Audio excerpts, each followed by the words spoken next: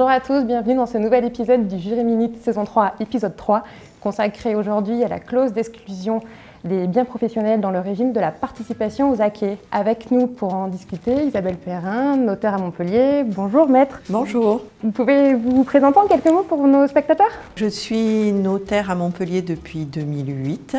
Nous sommes une étude de 30 salariés avec 4 associés et 2 notaires salariés en plus. Vous pouvez nous expliquer ce que faisaient les notaires avant 2019? Dans le cadre de la participation aux acquis, donc sachez déjà que le contrat de participation aux acquis, c'est un contrat qui est très peu usé, notamment à cause de ces règles de liquidation qui semblent des fois un petit peu compliquées pour certains. Cela dit, c'est quand même un contrat qui est très équilibré, puisqu'il réunit à la fois tous les avantages de la séparation de biens et, à mon sens, ceux de la communauté quand il s'agit effectivement de partager, que ce soit en matière de divorce ou en matière de succession. Et souvent, on se servait de ce contrat pour exclure les biens professionnels du régime matrimonial et sauvegarder l'entreprise pour éviter à l'époux qui a durement travaillé toute sa vie de payer une partie de cette entreprise à son conjoint au moment d'une séparation ou d'une succession. Et qu'est-ce qui a changé depuis 2019?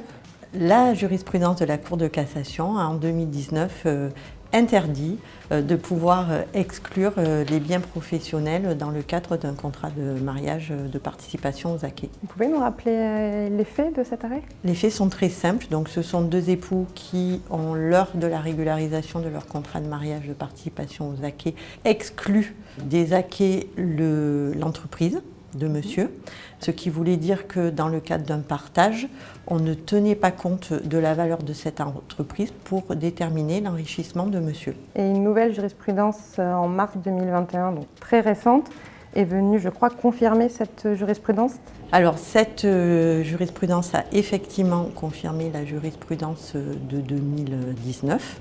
Elle a en plus précisé que non seulement c'était l'actif qui était exclu, mais aussi le passif. Et elle a également précisé, mais ça c'était évident puisqu'elle se basait sur l'article 265 du Code civil, que même si les époux indiquaient bien dans leur contrat de mariage leur volonté expresse d'exclure l'entreprise des acquis, on ne pouvait pas le retenir puisque l'article 265 est un des articles du régime primaire, régime auquel on ne peut pas déroger. Donc la seule possibilité pour les époux, c'est lors de la dissolution du régime de se mettre d'accord?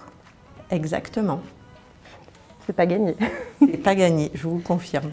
Et je crois que le notariat a fait une proposition lors de son dernier congrès des notaires en octobre. Oui, tout à fait. En fin de compte, le notariat a proposé que l'on inclue dans le Code civil un nouvel article concernant la participation aux acquis, précisant que l'on pouvait effectivement exclure les biens professionnels, indiquant un plafonnement. Ça serait une alternative, c'est-à-dire qu'on pourrait soit complètement exclure les biens professionnels, soit les inclure en indiquant qu'ils étaient plafonnés à une valeur, ce qui pourrait être aussi une bonne solution. Pour préserver l'actif professionnel en plafonnant à l'actif non professionnel, c'est ça? Par exemple, ou aussi en plafonnant, du moins en plafonnant une valeur. Moi, je le voyais aussi comme plafonner une valeur d'entreprise. D'accord. Je pense que ça pourrait préserver un équilibre entre les époux, tout en rassurant le chef d'entreprise qui pourrait connaître éventuellement sa valeur de sortie, entre guillemets. Et cette proposition vous convient en tant que notaire? Alors, elle me convient. Cela dit, après, est-ce que le législateur va l'accepter? Mon souci est le suivant, c'est que souvent la jurisprudence de la Cour de cassation fait loi quelques années après. Donc, est-ce que le législateur va accepter d'aller contre cette jurisprudence? C'est l'avenir qui nous le dira. Sujet à suivre, j'ai envie de dire. Je vous remercie pour votre présence en nos locaux au sein de Genapi et nous vous souhaitons une belle fin de journée. Merci. À la suite de ces 2 décisions importantes, il était indispensable pour nous d'effectuer une relecture de nos contrats de mariage et de changement de régime matrimonial. Ainsi, nous avons décidé d'insérer une clause sur les spécificités de cette exclusion de biens professionnels qualifiés d'avantage matrimonial. Vous pouvez d'ores et déjà retrouver celle-ci dans nos actes de contrat de mariage et de changement de régime lorsque les époux ont décidé d'adopter le régime de la participation aux acquis. En plus donc de cette exclusion, cette clause indique la volonté pour les époux de maintenir cette exclusion en cas de divorce. Et surtout, et c'est là l'intérêt du sujet et tout l'enjeu de l'aboutissement de cette clause, nous avons décidé d'insérer cette alerte sur le fait que cette exclusion doit être renouvelée dans la convention de divorce en matière de divorce par consentement mutuel et surtout en matière contentieuse. Celle-ci doit être prononcée par le juge au moment du prononcé du divorce. Merci de votre attention et encore merci à Maître Isabelle Perrin pour son intervention. Et vous pouvez retrouver cet épisode sur notre chaîne YouTube.